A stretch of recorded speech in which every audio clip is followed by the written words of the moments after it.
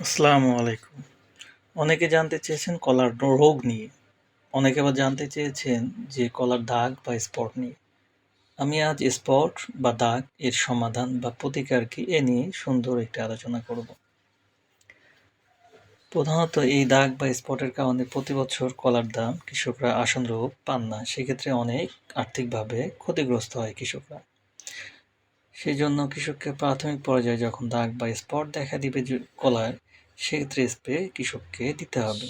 Seven powder ১৬ litre পানিতে ৩০ গ্রাম হারে spray দিতে হবে। প্রথম স্প্রের পর দ্বিতীয় স্প্রে আবার দিতে হবে ৫ থেকে ৭ দিন পর।